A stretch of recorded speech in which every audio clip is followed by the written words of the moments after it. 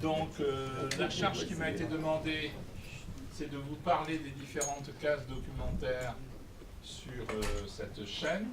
Je vais essayer de les détailler et de les illustrer, parce que je pense que c'est mieux avec quelques images. Alors, pas des images trop longues, il y aura juste 3-4 minutes le début des films. J'ai pris des films qui sont déjà passés, mais j'ai pris aussi des inédits pour me permettre de vous offrir quelque chose, enfin. Parce que s'il n'y a pas grand-chose dans le contenu, il y aura quelque chose dans les images. Parlons du contenu tout de suite. Il y a 3 cases sur France 3 dédiées au documentaire. La première, c'est en prime time, comme on dit en bon français, c'est-à-dire à 20h45. Elle s'appelle Histoire immédiate. Et on traite essentiellement de l'histoire du 19e, non, plutôt du 20e et du 21e, et puis beaucoup de politique. Vous avez peut-être vu il n'y a pas longtemps la soirée consacrée à François Hollande, moi président. Je ne sais pas s'il y en a qui l'ont vu. Il y en a qui l'ont vu? Ah, ça fait plaisir. Il va y en avoir encore d'autres, je crois, très bientôt, il va y avoir un film sur Jérôme Cahuzac que vous allez voir tout à l'heure. Et puis sur Tapis, le 2 juin. Donc voilà, l'histoire, c'est une répartition qu'il y a eu avec France 2. France 2, théoriquement, fait des films société et France 3 fait des films d'histoire. Je vous dis théoriquement parce qu'aux marges aussi, on voit que France 2 peut faire quelques films d'histoire et inversement France 3 quelques films de société. Évidemment, pour le début de soirée, il faut que ce soit des films très forts, puisque par définition nous sommes des télévisions généralistes, donc on s'adresse à tout le monde et on se doit évidemment d'être compris par tout le monde. Jusqu'à présent, les résultats d'audience ont été assez partagés. Je veux dire par là qu'on n'a pas eu que des succès, loin de là. On a fait des films aussi qui essayaient de décrypter la France. On a par exemple fait La France en face, je ne sais pas si vous l'avez vu, qui est cette thèse de beaucoup d'urbanistes qui commencent à dire qu'il n'y a pas simplement Paris, le désert français. Je crois que ce matin vous avez déjà beaucoup abordé ce problème-là pour l'audiovisuel. Il y a aussi les 25 grandes mégalopoles en France qui bloquent un petit peu tout le développement politique, administratif, économique, etc. On a fait également un film sur la France et le logement sur ce modèle-là. Peut-être on peut en voir quelques images. Le premier. Merci beaucoup.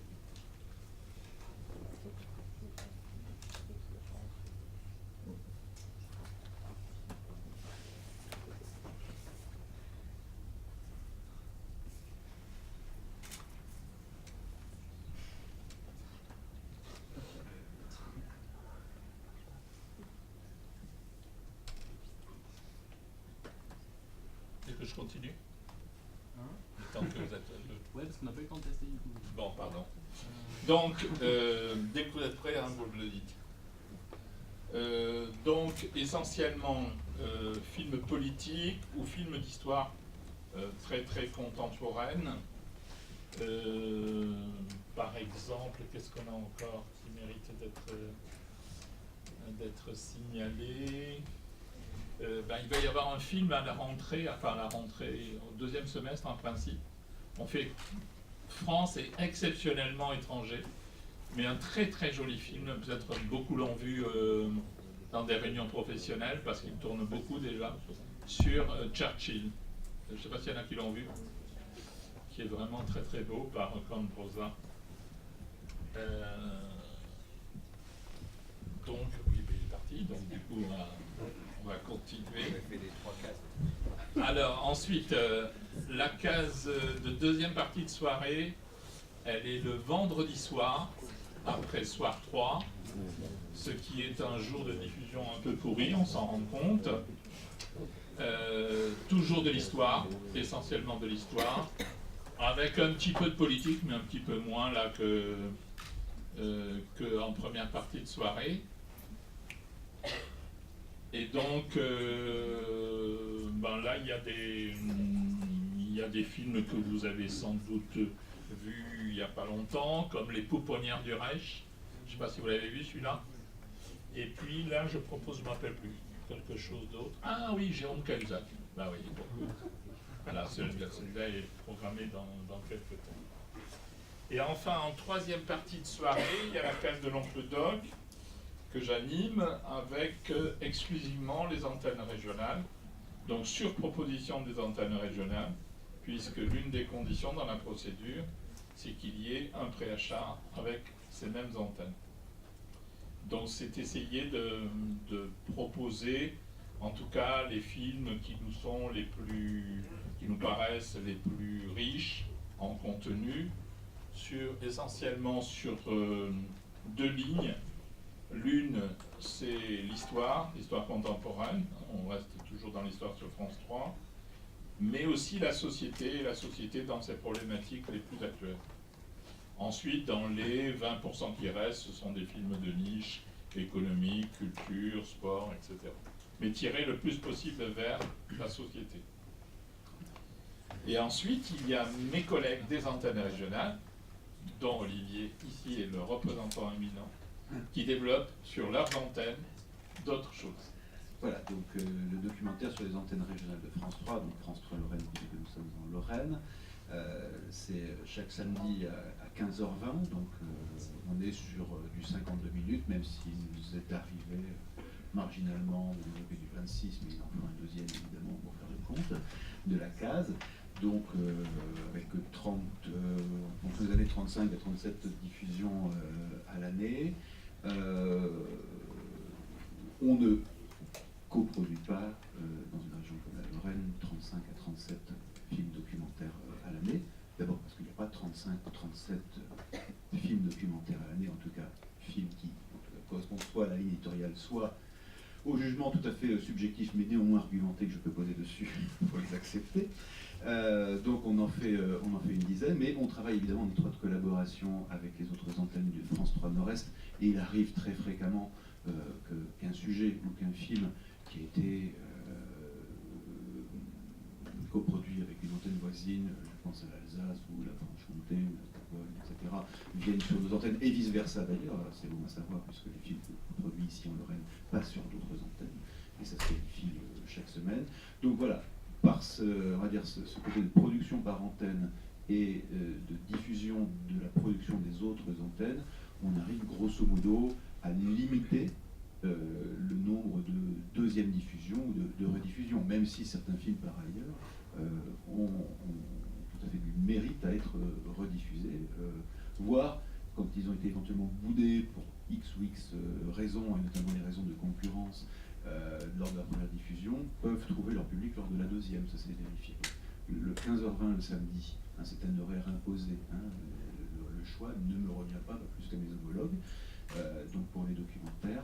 D'autres cases néanmoins, le vendredi, une fois par mois, à la suite de l'émission Magazine d'Info Enquête de Région, le dernier vendredi du mois, autour de minuit, quand on aime le jazz c'est bien, là aussi documentaire, et c'est vrai qu'on va aller peut-être sur du docu dans notre catalogue. Je ne fais pas de première diffusion à ces moments-là, mais on pense qu'effectivement soit le thème abordé, soit le rythme du film, etc., est plus apte à, entre guillemets, est plus adapté à une diffusion, on va dire, de début de nuit, peut-être de fin de soirée. Et puis on a également diffusion de documentaires le matin à 8h45, puisqu'il y a des programmes le matin sur les antennes de France 3 et donc sur France 3 Lorraine. 4 jours par semaine, le mercredi c'est notre quota de diffusion de programmes jeunesse, je l'ai expliqué ce matin, et hors vacances scolaires toutes autres. Grosso modo, il y a une bonne centaine de diffusions, et donc là on réexpose les documentaires que nous diffusons le samedi, et on réexpose en fait tous les inédits de France 3 Nord-Est, plus des imports d'autres pôles, puisqu'on appelle ça comme ça, donc d'autres régions France 3 extérieures au Nord-Est, qui peuvent évidemment nous parler. Voilà. Et je pense que le DVD est prêt. Voilà, la France du logement.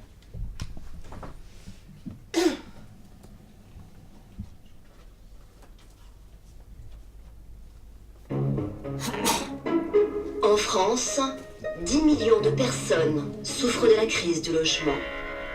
On a un coût du logement qui, en tant que tel, va rendre des gens pauvres. Ils n'étaient pas pauvres avant de payer leur logement, ils le deviennent quand ils ont payé leur logement. Se loger est un besoin vital. Pourtant, c'est désormais l'une des causes de notre mal-être. On ne peut pas être à la fois la 5e puissance mondiale et se permettre de laisser à la dérive autant de familles.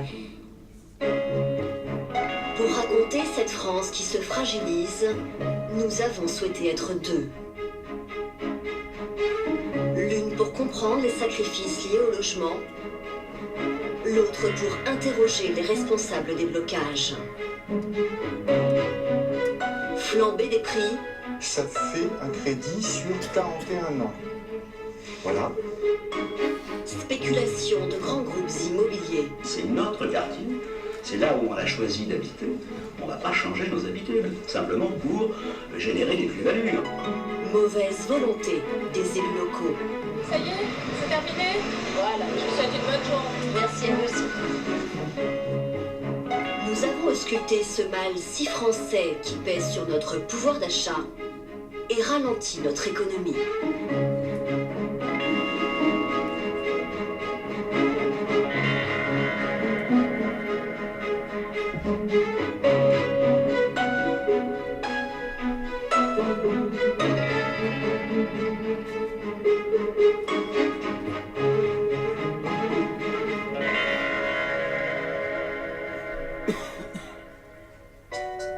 Il faut rendre les Français propriétaires individuels de la France.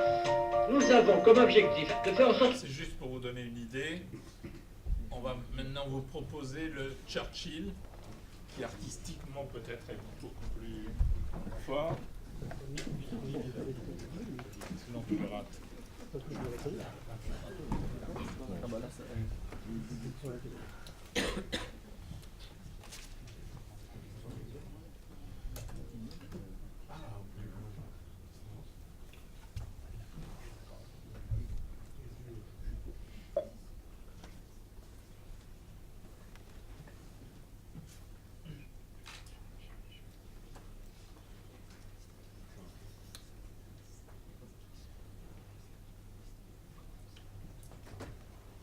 Le format c'est 90 à 110 minutes. Jamais la ville de Londres n'a été aussi froide et silencieuse qu'en ce samedi de janvier 1965.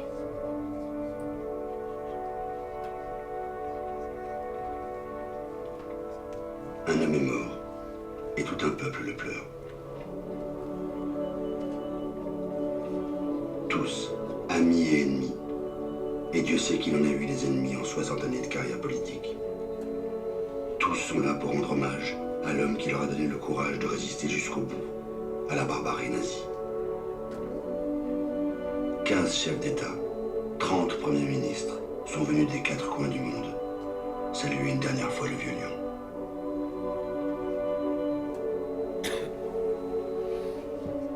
Winston Churchill est célébré avec le faste dû à un souverain.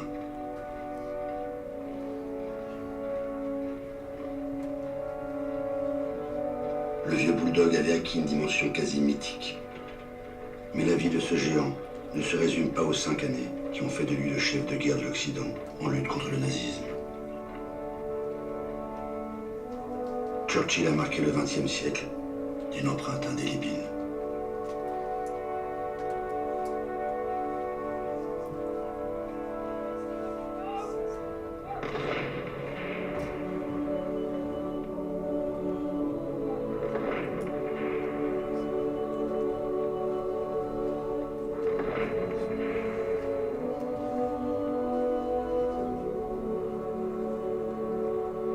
Lorsque le cercueil de chêne remonte le long de la Tamise, toutes les grues de Londres inclinent leurs flèches afin de saluer la dépouille du grand homme.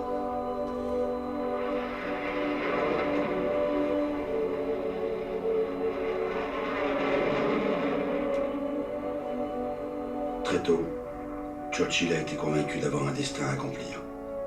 Envers et contre tout, il a fait de sa vie un roman épique et écrit l'histoire.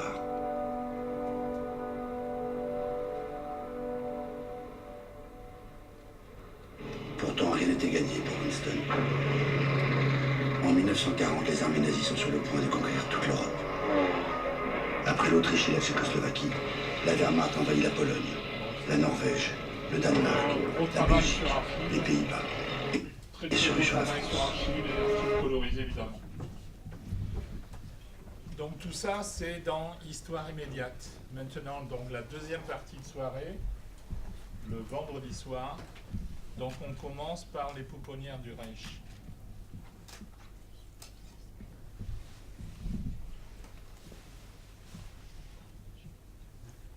Non, je l'ai vu, les pouponnières. Très corporel. C'était moi. Très corporel. Pardon? Les pouponnières.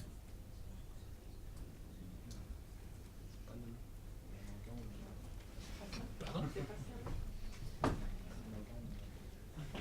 Tu en as un en rap tout à l'heure. Pardon. Ah oui, pardon. C'est putain de guerre que j'ai mis. C'est pas la même chose. Pardon, putain de guerre. Tu l'as pas vu, hein? D'accord. On va rester là-bas.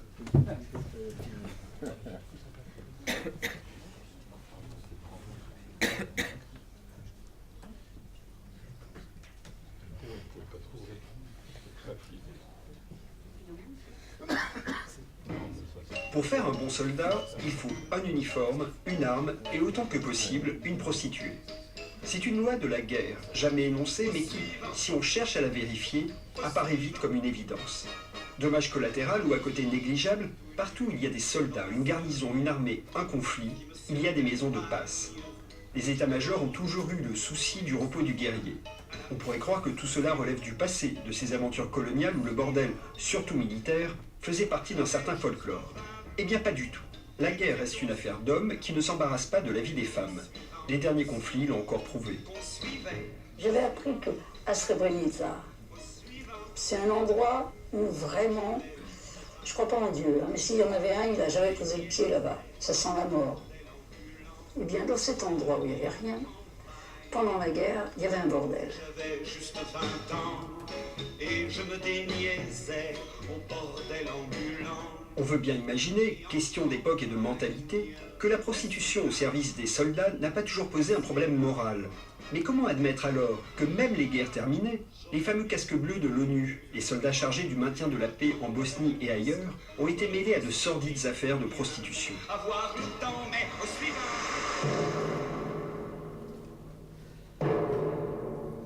Les hommes seront toujours des hommes. C'est ce qu'on nous a répondu 100 fois, quand nous avons demandé comment on pouvait justifier la prostitution organisée en toute impunité pour le réconfort des soldats. C'est par notre histoire coloniale que nous avons commencé à nous interroger sur cette étrange tolérance. Dans les années 50, le contribuable français sait-il qu'une partie de ses impôts sert à financer les bordels militaires? En Indochine, à Saigon, on assiste à un véritable étalage de la prostitution, aussi bien dans la rue que dans l'immense bordel militaire en forme de caserne que l'on appelle le parc aux buffles. Le gouvernement... Pardon, hein, mais je suis obligé de les enlever si on veut laisser quelques minutes à la discussion. Ouais, on passe au suivant. Cahuzac. Cahuzac, donc toujours deuxième partie de soirée, le vendredi soir. Et je vous donner la date, je crois le 2 juin.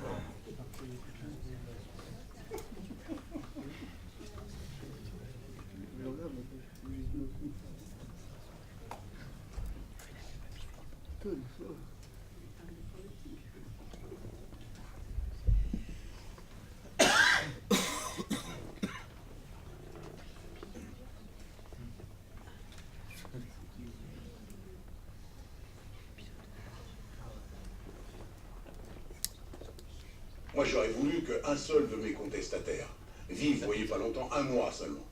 Un mois l'enfer que j'ai vécu. Un mois l'enfer pendant lequel je suis obligé de changer le nom de mes enfants pour les emmener à l'école. Je vous souhaite un seul jour de vivre ça. Une seule fois. Je vous souhaite un seul jour d'être insulté comme ça pendant des années, sous prétexte que c'est moi, monsieur. Je crois exprimer le sentiment des socialistes. On était fiers du ministre du budget de septembre. Il a une ambition, l'ambition de quelqu'un à qui rien n'a jamais résisté, ni personne. Il était aimé aimé, adoré, respecté. J'ai même vu des jeunes députés élus en 2012 qui repéraient quand il était dans l'hémicycle parce qu'ils y allaient pour prendre des leçons d'éloquence. Je n'ai jamais eu de compte à l'étranger, ni maintenant, ni avant. Jérôme Cahuzac était une des pièces maîtresses du gouvernement. 98% de la classe politique était persuadée qu'il disait vrai. L'affaire du pont suisse aura eu raison du fiscal. Je le jure. La vérité de l'affaire Cahuzac, c'est qu'il s'en est fallu de très peu, à plusieurs moments de l'histoire, pour que le dossier soit littéralement enterré. Je n'ai jamais eu. Ils vont en Suisse. Je dément catégoriquement les allégations contenues sur le site Mediapart. En bloc et en détail, et le plus vite serait le mieux. D'en finir avec ces saletés.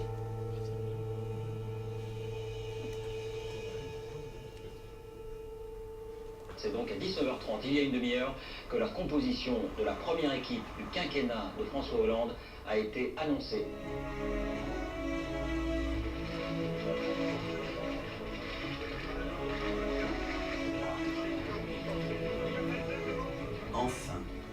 Enfin, il était ministre. Ministre délégué, certes, mais ministre tout de même. Et pas n'importe lequel, celui du budget. Comme avant lui, Laurent Fabius, qui devint Premier ministre, ou Nicolas Sarkozy, qui devint président de la République.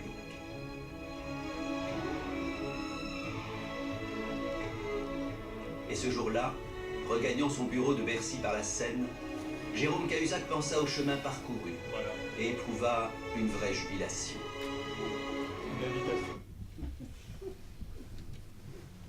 Voilà, on enlève, ouais. Donc ça c'est la Doc interdit. On va passer à deux films de l'oncle Doc. Il y a La cicatrice qui vient de passer. C'est une famille dans la guerre qui a été fait par l'antenne de Picardie.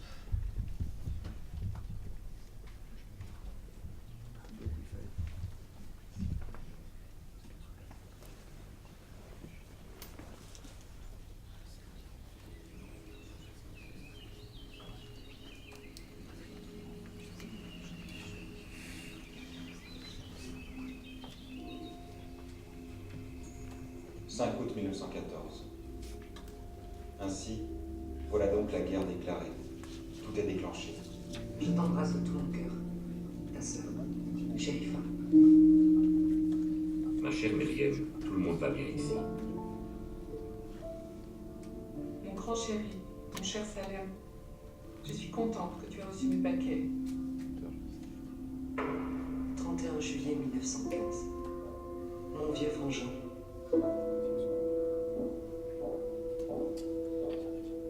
Nous attendons impatiemment une lettre de toi. Je voulais t'écrire hier soir. J'envoie cette lettre à toi qui est au centre et pourra donner les nouvelles qu'elle contient. Mon cher vieux Salem, voici 2 photos des premières que j'ai faites. 4 octobre 1916. Ma chère maman, voilà de mes nouvelles. Est-ce que les Allemands sont proches? Et Salem? Et Paul, où sont-ils? Nous n'avons aucune nouvelle de Salem et de Younes. Surtout ne te tourmente pas. Ne te fais pas de chagrin. Verdun, 1er février 1917. Ma chère sœur, nous sommes remontés en position depuis 5 ou 6 jours et nous sommes déjà très sales. 4 juin 1918. Mon cher petit Louis, j'apprends que tu es blessé. Je t'embrasse bien, ton frère, Paul.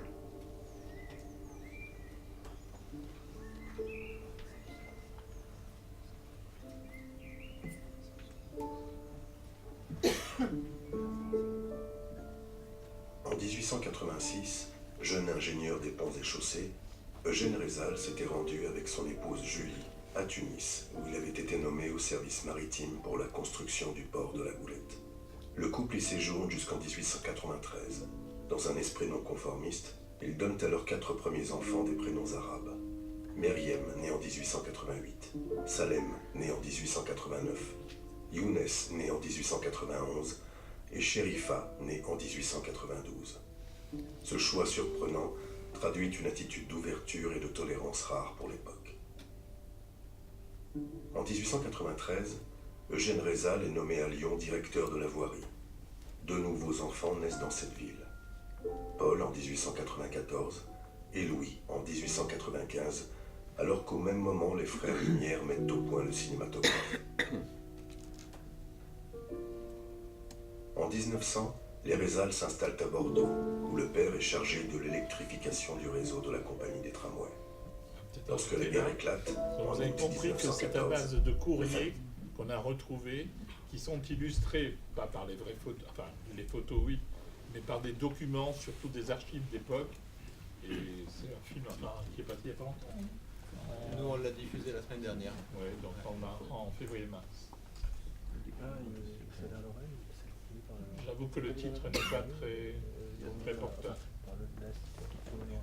Voilà, avec le dernier qui est un inédit, qui est un portrait de Renaud van Ruymbeck, qui a été diffusé en Bretagne et qui va l'être chez moi à la rentrée. Qui s'appelle Au nom de la loi.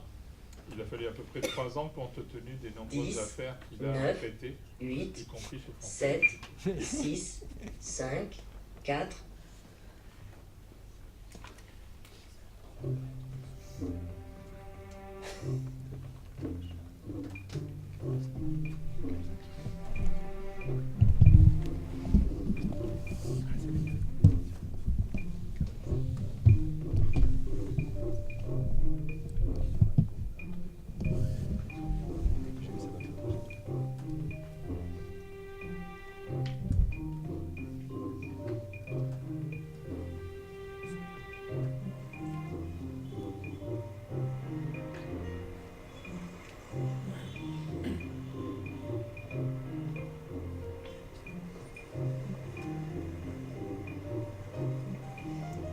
Les hommes naissent et demeurent libres et égaux en droit.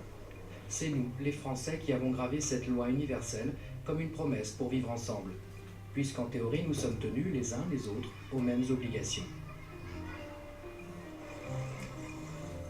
J'ai voulu étudier ce point avec un homme dont la fonction est de garantir l'égalité de tous devant la loi.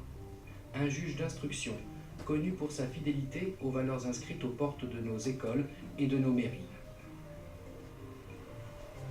Lorsque j'ai demandé à Renaud van Ruymbeck de parler de justice et de justiciable, c'était il y a 7 ans. Mais entre-temps, il y eut bien des empêchements. L'affaire Clearstream, puis l'affaire Karachi.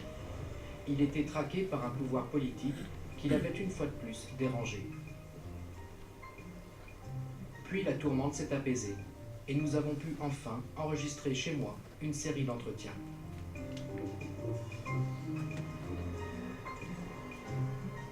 Moi, j'ai une idée de justice qui l'emporte sur le reste. La justice, on la ressent. Et je pense que les citoyens la ressentent aussi. Donc, je ne pourrais jamais concevoir qu'on puisse se dire à un moment donné, ah, un tel à telle position, donc je ne fais rien. L'égalité devant la loi, c'est quelque chose, pour moi, qui est viscéral, qui est fondamental. Si je triche avec ça, je me renie complètement. Je ne peux pas. Ce film est l'histoire d'une contradiction entre les principes de notre République et l'exercice du pouvoir.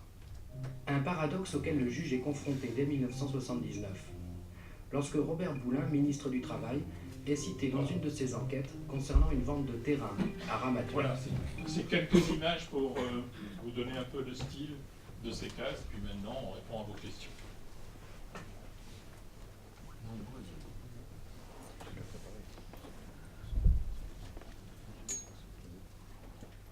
Oui. Oui, tu parles d'images, Alexandre, mais ce que j'entends surtout, c'est du texte. C'est-à-dire que dans tous les exemples que tu proposes là, il y a une prépondérance d'un propos, des commentaires qui parfois démarrent dès la première seconde du film. Et j'ai plus l'impression d'un propos illustré que de films qui font confiance à l'audiovisuel, c'est-à-dire à ce que peuvent dire des images et du son. Donc tu sais le débat qu'il y a entre nous sur cette question-là, mais je trouve intéressant au niveau des professionnels que cette question soit posée de ce manque de confiance finalement dans l'audiovisuel.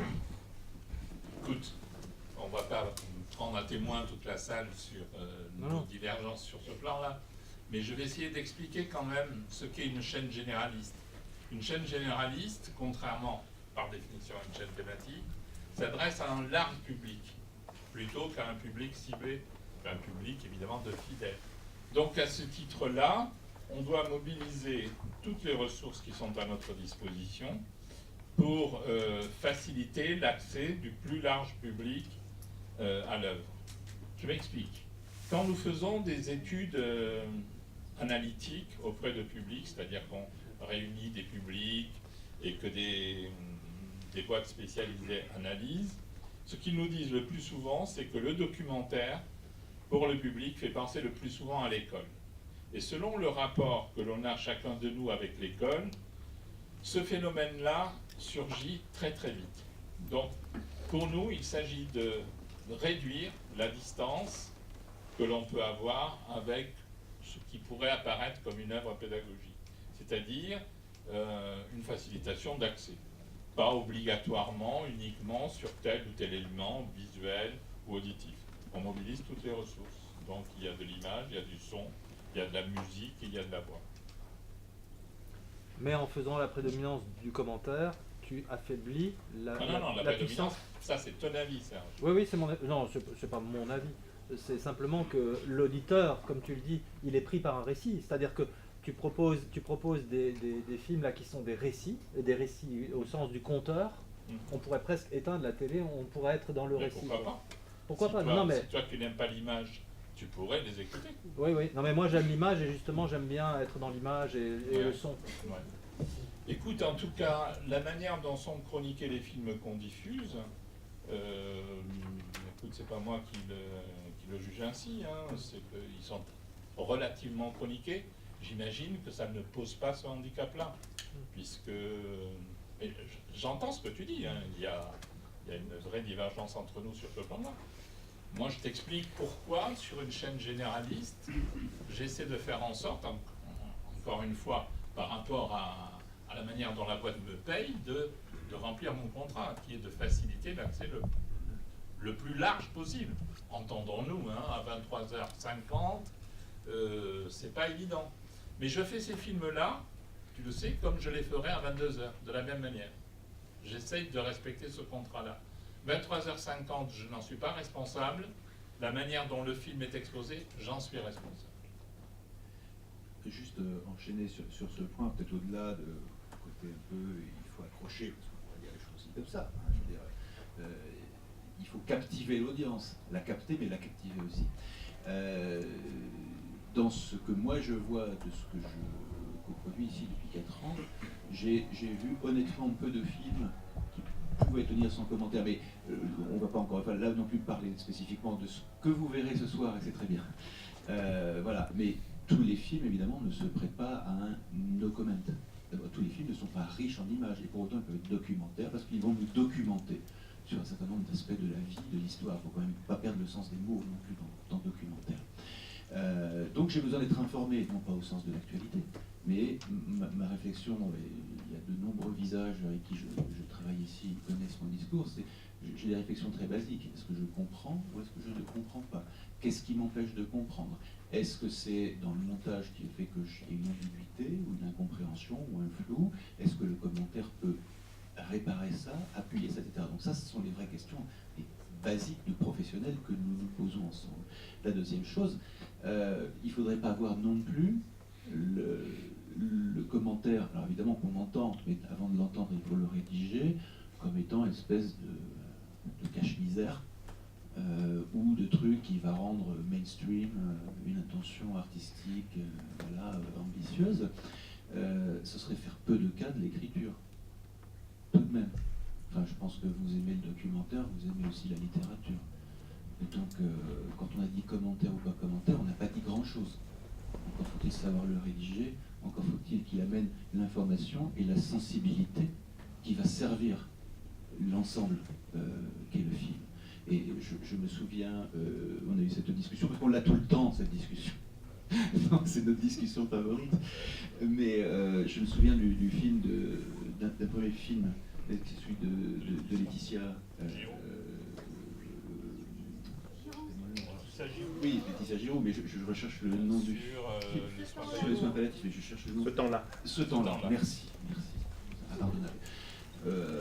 Qu'on a fait, que tu as repris toi dans la case de l'Emplodoc. On a eu cette discussion-là avec Laetitia. Et je vais dire, après, elle arrive à une phase, on va dire, de terminaison de son travail, mais j'ai envie de dire que nous, le travail commence à ce moment-là, donc il y a une forme de relais, on a eu ce débat-là, et je suis heureux, et elle le reconnaît aussi, il ne fallait pas là pour en parler, non, sinon il faudrait qu'elle le dise elle-même, mais je pense que c'était pas un compromis. Je pense qu'on a réussi effectivement par quelques touches de commentaires, mais qui étaient indispensables pour la compréhension de l'ensemble et qui ramenaient une sensibilité, voire qui mettaient de la distance justement par rapport à une thématique. Et des images et témoignages étaient extrêmement forts. C'était écrit avec une grande sensibilité et un grand talent, et je vous assure que on était guidés, mais on avait quelque chose qui participait complètement à la bonne compréhension du film et surtout à sa bonne appréciation de son avis. Je peux comprendre ce débat, il ne m'est pas du tout étranger. On vient de voir par exemple Churchill. Churchill, vous le verrez à l'antenne. Je ne suis pas sûr du tout qu'on fasse un bon score, mais pas du tout. Or, c'est un très grand film. C'est un très grand film d'image, d'abord d'archives, parce que Claude Brosat, c'est un ancien monteur, et franchement, comme je lui ai dit, il a du souffle. Il a essayé avec Lyndon en plus, qui rajoute avec sa voix, et je ne suis pas sûr pour autant que ça fera un très grand score. L'important, c'est pas que l'on fasse des scores, c'est que le documentaire ne décroche pas. Je m'entends. Dans tous les genres de télévision, il faut se maintenir à peu près au niveau de la moyenne de la case, pour essayer que nos objectifs perdurent, que nos budgets perdurent. Ça, c'est de la stratégie interne. Le documentaire, très souvent, on est en dessous. On est en dessous, il y a des raisons objectives pour lesquelles on est en dessous. C'est qu'on est dans des écritures subjectives, on est dans de la personnalité, on n'est pas dans de la campagne. Jusque-là, c'est un discours.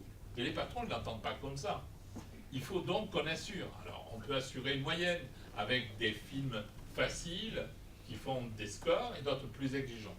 Mais ce qu'on essaye quand même, c'est de se maintenir dans la ligne de flottaison. Et il n'y a pas 36 solutions. Si on est down, si on est avec des mauvais scores et des tolls tout le temps, eh ben, très vite, on perd nos objectifs. C'est aussi simple que ça dans une boîte. Et n'importe qui d'entre vous, chef d'entreprise, vous le savez, quand ça ne fonctionne pas, ben on change, on évolue. Voilà. Donc il y a des raisons objectives. Mais puisqu'on est dans des rencontres professionnelles et qu'on est là ensemble entre professionnels, bon déjà la question du succès, ce matin on a eu un débat sur la question du service public.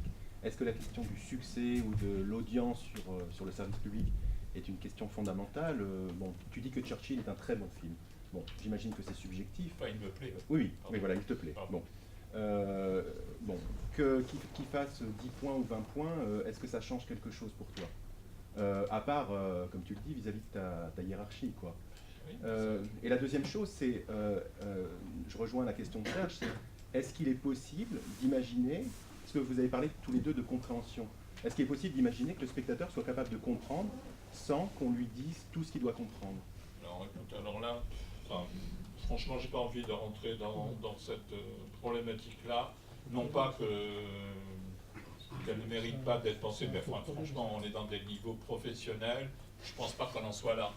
Si tu veux dire par là que j'aurais du mépris pour le téléspectateur parce qu'il ne serait pas capable de comprendre et qu'il faille lui dire s'il faut accéder à ceci ou à cela, non, franchement, j'en suis pas là. Je ne crois pas. J'ai pas envie de te répondre sur ce plan-là. Okay, sur le succès, Stéphane, pour compléter, j'ai parlé de comprendre, c'est-à-dire parce qu'on est dans le documentaire et qu'on est dans un propos qui vise à nous éclairer sur tel sujet, tel individu, tel contexte, etc. Il y a un certain nombre de films que nous faisons, que nous avons fait ensemble, et j'en ai fait d'autres, pas le seul, où cette notion d'information n'est pas forcément prioritaire ou primordiale. On va être plus peut-être dans quelque chose que je pourrais appeler un spectateur qui va être séduit. Donc, qui est je fais un pas de côté, qui va être séduit. Mais on va quand même en revenir à la même problématique. C'est-à-dire que je peux être séduit par 1 minute, par 2 minutes. Il faut que je sois séduit pendant 52 minutes. Donc, de toute manière, on le sait tous, il y a des recettes. Et la diffusion télévisée obéit à un certain nombre de recettes. C'est-à-dire que, même si c'est une durée différente de ce que vous me proposerez ce soir, pardonnez-nous, mais là on est dans un dialogue auquel vous assistez, on n'apprécie pas, je ne parle pas de jugement, mais on ne reçoit pas un film documentaire, de la même manière, quand on est en salle, on est venu spécifiquement, parce qu'on y était invité, on est curieux, pour ça, confortablement installé, dans le noir, pas dérangé, on a éteint les portables, il n'y a pas d'enfants qui tournent autour du canapé, il n'y a personne qui vous appelle, etc. Et le recevoir à la télévision. Vous devez entendre le fait que les diffuseurs que nous représentons travaillent dans un média qui propose une exposition de vos œuvres, de votre travail, dans des conditions qui sont celles de la télévision au sein d'un foyer lambda français. Oui, Laurent. On va se partager le micro, je vais donner mon micro à la salle, et puis nous on se partage. Tu peux même faire ça. Je suis pas hôtesse du nom, écoute. Non, tout d'abord, indépendamment de ta réponse, je vais d'abord m'excuser parce qu'il va falloir qu'on quitte la salle avec Hélène, parce qu'on a un rendez-vous aussi à Charmes tout à l'heure. Non, en fait, c'est une question que tu connais déjà, puisqu'on a déjà abordé ça tous les deux de manière privée. Et je m'appuie un petit peu sur les exemples que tu montres aussi par rapport les 6 films, y compris les deux de la case, l'un des deux de la case de l'Oncle Doc, sont des films qui ont été produits par des boîtes ayant leur siège social à Paris. Donc, comment fait-on quand on est un producteur en province pour travailler avec France 3 National en dehors de ta case? On a déjà parlé de ça, donc je sais très bien que, en tant que producteur à Strasbourg, je travaille régulièrement avec France 5. Il m'arrive de temps en temps de travailler avec France 2, et avec France 3, je ne travaille en national qu'avec toi. Et tu connais aussi les réponses de tes collègues en me disant, votre interlocuteur, quand vous n'êtes pas à Paris, c'est vos chargés de programme en région. Donc je sais très bien que c'est une chasse gardée, enfin je sais pas, mais c'est davantage pour faire écho aussi aux discussions de ce matin et aux différents débats de ce matin. C'est pas uniquement des questions de carnet d'adresse, etc. Donc je dis pas comment fait-on, puisque je sais que ce n'est pas possible, mais comment peut-on faire pour essayer de faire bouger les lignes? Dire que ce n'est pas possible, non, c'est pas ça. Je pense que c'est possible. La réalité, moi je n'y vais pas par détour. Hein. Je t'ai toujours dit quelle était cette réalité. Il est vrai. Il n'y a pas un ostracisme parce que tu habites dans le 67 ou que tu habites dans le 07. C'est vrai que mes collègues sont très branchés quand même sur les gens avec qui ils travaillent habituellement. Tout comme les producteurs, je te l'ai dit 50 fois, sont aussi garants des réalisateurs avec qui ils bossent habituellement, qui ne leur posent pas problème, et c'est normal que vous entreteniez des relations professionnelles fortes. Inversement, le réalisateur avec ses opérateurs. Je pense que c'est pas un... On sent cela comme un réseau quand on est en dehors. Quand on est dedans, on trouve ça tout à fait normal. Par ailleurs, ce que tu dis, moi je le déplore, mais c'est ainsi. Je ne vais pas te dire autrement. Non, mais sur le constat, on est d'accord, mais est-ce qu'il y a un moyen de faire bouger les lignes ou pas? Moi, je pense que, écoute, moi ce que j'essaye le plus possible, en tout cas, et crois-moi que je le fais, c'est que chaque fois que j'ai des films bien, je les fais voir à ma hiérarchie. Je pense que c'est ainsi simplement, tout d'un coup, on crée un déclic. De là à ce que ça se transforme en film, je ne suis pas garant, je ne suis pas dans leur tête, mais je pense que ça bouge. En tout cas, quand on parle de telle personne à la réalisation ou de tel producteur, je trouve qu'il y a un écho un peu plus important.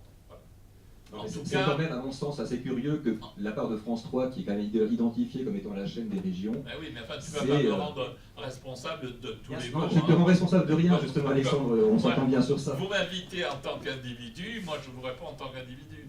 Je suis d'accord avec toi sur ce constat. Donc voilà. Une fois que c'est dit, est-ce qu'on a fait avancer quelque chose? Non. Moi, ce que j'essaye, le plus possible, c'est que les films, je trouve bien, circulent. Voilà, tout simplement. Et que, grâce à ça, les personnes qui les font, qui contribuent, soient le plus connues possible et qu'il y ait un a priori favorable, en tout cas, quand ils envoient un projet. C'est pas pour autant gagner. Et la bataille se gagnera sur la qualité. Sur la qualité, très certainement, mais je pense aussi qu'il faudra des coups de boutoir. Hein. Je pense qu'il faudra même des béliers, même, hein, pour enfoncer quelque part. Si la qualité est vraiment là, elle peut éventuellement ça c'est la différence. condition sine qua non, voilà. Ça ne suffit pas à mon avis. Je pense qu'il y a des bastilles à prendre. Voilà. C'est dit. Oui. Je rends mon micro. Je m'interroge un instant sur... vous dites tout de suite l'ouverture de projet, on est ouvert au projet, si le film est bon, et vous dites d'ailleurs, vous associez d'ailleurs le mot « si le film est bon, je le fais remonter vers ma hiérarchie », mais en fait, vous voulez parler du projet, s'il est bon. Non, non, non. De films déjà Non, de réalisés. film, Alors, oui, oui. Ma question donc concerne justement ce caractère spécifique. Quelle est la position de France 3 par rapport aux autoproducteurs qui ont des films réalisés et pas forcément exactement au format. Notre métier, c'est pas ça. Voilà, Notre métier, c'est de prendre les films sur projet, sinon on ne sert à rien. Hein. On va dans une chaîne privée, on fout les films sur des étagères et on les prend. Ça nous prend, enfin ça nous plaît, ça nous plaît pas. Non, notre boulot, c'est d'accompagner les films dans leur développement avec des producteurs, avec des réalisateurs. Je distingue bien les deux fonctions, puisque je pense que chacun d'eux a son rôle à jouer et a son métier, et que les deux sont complémentaires. Moi, je ne crois pas beaucoup à la notion de producteur-réalisateur. Autant vous le dire de manière très, très claire. Parce que chacun de nous dans la chaîne a son boulot à tenir. Mais c'est sur projet. Pour compléter, en région, moi, il m'arrive assez régulièrement d'acheter des films terminés. Il m'arrivait, je vois Jean-Claude on diffuse ce samedi sur France 3 Lorraine, Le secret des fondeurs de cloches, qu'il avait réalisé pour Alsace 20, je crois. Télé Alsace. Télé Alsace. Voilà. Chaîne qui a disparu, nous on est encore là. Donc voilà, qu'on a remis au format parce qu'effectivement la durée n'était pas adéquate, mais bon, on s'est entendu. Voilà. Donc on n'en fait pas notre quotidien, notre hebdomadaire, étant entendu, mais voilà. On est amené, nous en région, pourquoi pas, à réfléchir de la sorte. Mais voilà, avec un jugement forcément subjectif, néanmoins argumenté, j'espère, mais subjectif qui est le nôtre, parce que... National, très peu, on achète très peu. On achète, je crois, 5% même pas. 5% même pas. Enfin, sur notre chaîne, hein, je parle. France 5 en achète beaucoup plus. Dans quel cas de par exemple Claude? Non, non, non, pas du tout. Non, non, on achète dans, je sais pas, un exemple, on a raté parce qu'on est très commémoration en France, on a raté une commémo, je sais pas, quelqu'un, il faut faire un truc, ben voilà, on l'achète, parce que c'est déjà fait. Voilà. C'est uniquement ça.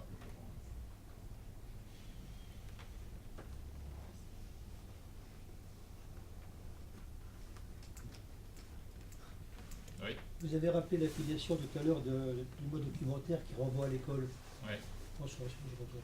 Et donc, vous arrive-t-il d'avoir en écho cet aspect quand vous choisissez vos films un peu d'éducation, je dirais d'éducation populaire entre guillemets avec un P majuscule bien sûr.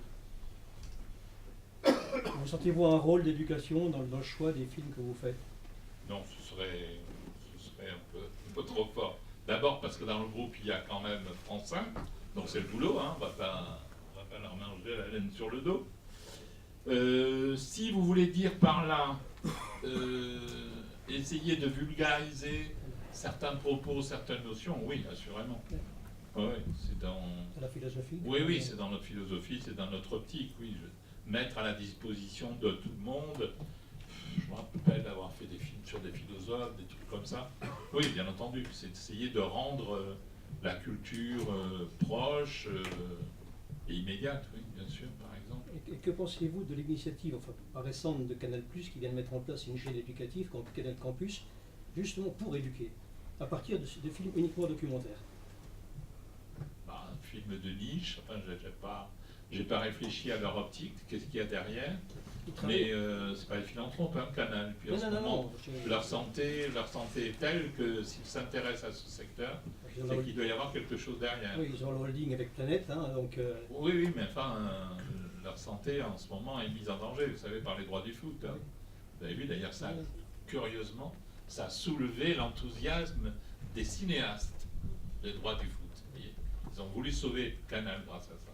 Et ça laisse je crois que dans la naissance de ce qu'on appelle les MOOC, tout à fait, l'enseignement tout ce qui est e-learning à distance, la salle, l'amphi virtuel, etc., me semble-t-il qu'on est dans une démarche qui permet de mettre un petit orteil, on va dire, dans ce qui est une économie de l'éducation et de l'enseignement supérieur, par exemple. D'accord. Mais c'est pas pour ça que c'est mal.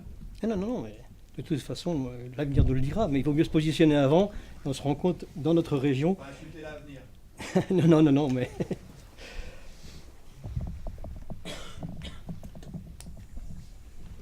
Le responsable des programmes d'Arte qu'on a entendu ce matin disait, sans doute de façon un peu provocante, que le documentaire était en voie de disparition et remplacé par des programmes hybrides qui mélangeaient tout type d'expression. Donc là, il nous a montré l'exemple de mélange d'archives qui elles-mêmes mélangeaient des prises de vue réelles sur la guerre de 14 et des reconstitutions de l'époque, puis et du docu-fiction tourné récemment dans le cadre de la production du film.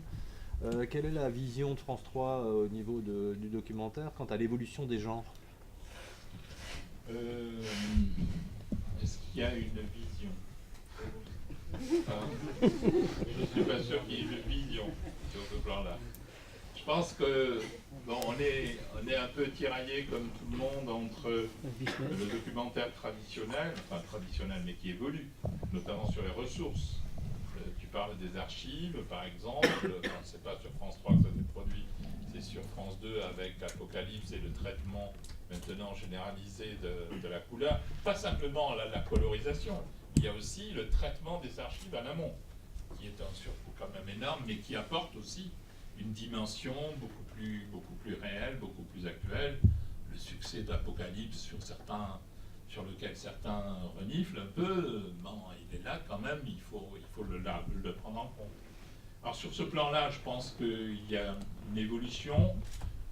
Je pense qu'on a été vacciné avec le docu-fiction.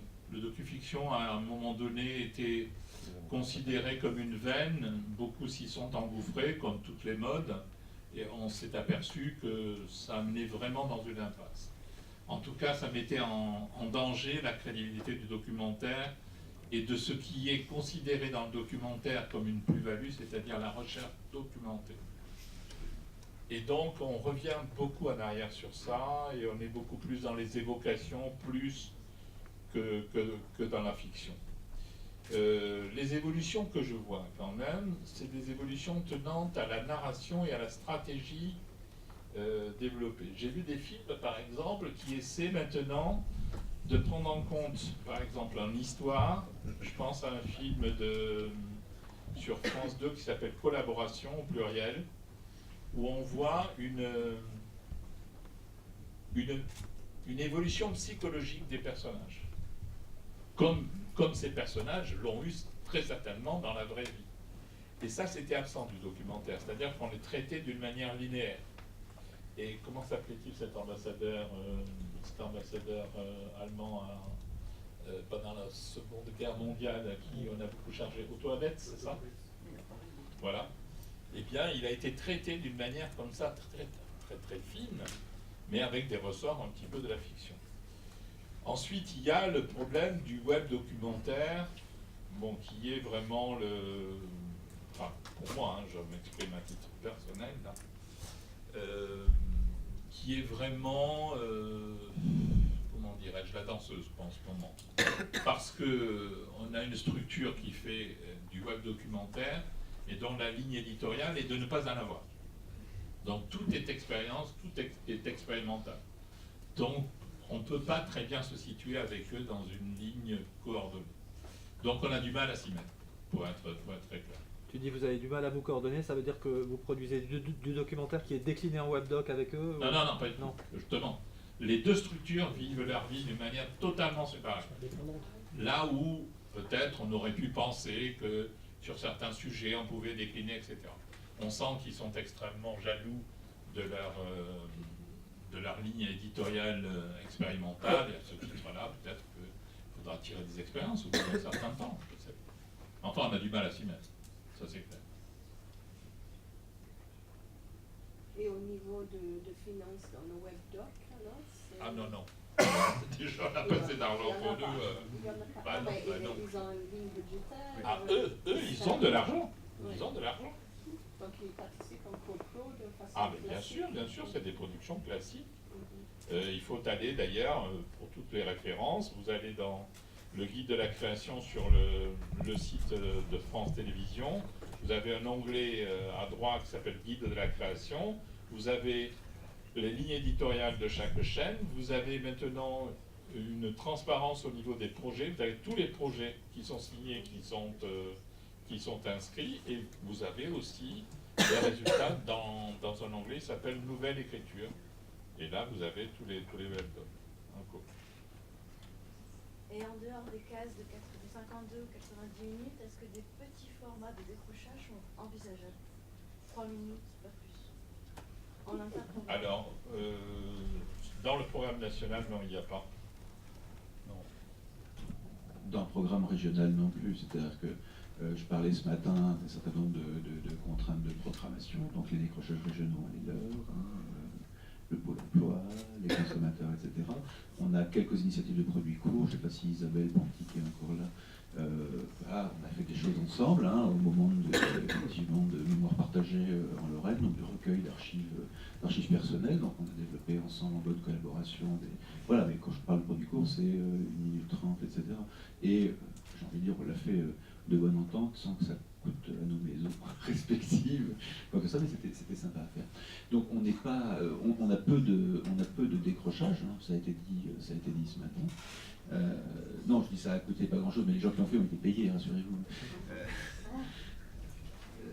Donc on a peu d'espace, et j'ai envie de dire, chaque produit court ou semi-court que je pourrais éventuellement programmer viendrait opérer une soustraction par rapport à d'autres choses que j'ai à programmer, un journal d'information, etc.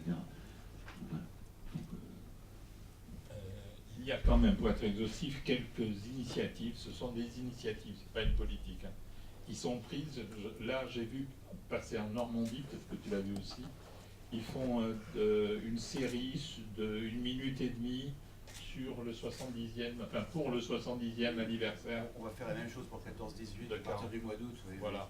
Bon, c'est des initiatives individuelles. Mais bon, ça existe. On ne va pas dire que ça n'existe pas.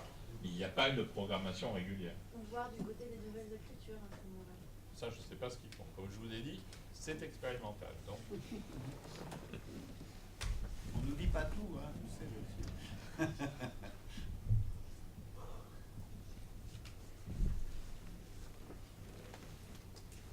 Bon, bah, s'il n'y a plus de questions, on va pouvoir vous remercier. Merci. Questions. Et on va passer à la table ronde suivante. D'accord. Merci beaucoup.